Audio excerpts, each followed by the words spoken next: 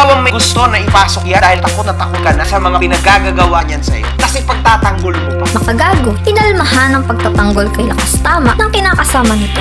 Jasmine, pinaalalahanan ni MG kung paano daw ito humingi ng tulong para maipakulong si Lakas Tama. Ilang araw matapos ang pagputok ng balita ng pagkakaaresto kay Yoshi o Lakas Tama, nag-live ang kinakasama nito na si Jasmine para i-call out ang mga content creator na nakikisawsaw di umano sa issue nilang mag-asawa. Sa nasabing live na ito ni Jasmine ay binanggit niya sina Sian Gaza, Nico David at Aklas na pawang nakikiride daw sa hype at gumagawa ng mga sarili nitong version ng kwento. Hiniling din ni Jasmine na wag na sanang idamay pa ang kanilang anak, lalo na ang gamitin ng picture nito sa mga content. Sa isang live selling for a cause ni Jasmine, sinabi niyang nagkausap na raw sila at nagkaayos ni Lakas Tama. Nakisuyo raw ito sa kanya na ibenta ang ilan sa mga merch nito para makatulong makaraise ng funds na gagamitin ito. Nabanggit rin dito ng babae ang totoong mental state ni Yoshi at ang ilang mga bagay raw na pinagdaanan nito kaya nagkagano ng vlogger. Pinanawagan din ni Jasmine ng tulong si Yoshi sa mga nakasama at nakatrabaho nito. Kung bakit nagkaganon si Yoshi? Dati na siyang nakulong, dati na siyang naloko, dati na siyang pinagkaisahan, nagkaroon ng effect sa pagkatao niya. Friends, family, relationship, work, personal niya, sarili niya, meron naging reflection sa pagkatao niya kung sino siya ngayon. Dun sa mga tao, naka-apekto sa pagkatao ni Yoshi, trabaho, kaibigan, mga boss, kakilala. Nagmamakaawa na ako, nagmamakaawa na siya, natulungan siya, kasi walang kumagawa. Yung live selling na to para kay Yoshi lang po. Nakikisuyo lang yung tao na ipabenta sa akin yung mga paninda niya dahil kailangan yung financial funds. Samantala, gaya ng ipinangako ng vlogger na si Makagago sa unang live nito, sa isang video ay dinaan ni MG ang pag-alma sa ginagawang pagtatanggol ngayon kay Lakas Tama ng kinakasama niya. Ayon kay Makagago, si Jasmine mismo ang lumapit sa sikat kaibigan niyang influencer din para humingi ng tulong na maipakulong ito. Kay Jasmine rin daw mismo galing ang mga picture at video na nagsisirculate online, kaya wag daw nitong gawing sinungaling ang mga nagtatanggol lang naman sa kanya. Sa huli, ilang video at mga larawan ang ipinakita ni Makagago galing umano kay Jasmine ang humingi ito ng tulong sa taong malapit sa kanya. At ikaw naman, Jasmine, ang galing mo. Pinagtatanggol mo pa yung tao na gumanito sa'yo. Huwag mo kakalimutan. Ikaw ang lumapit sa isang tao na kilalang kilala para maipakulong yung partner.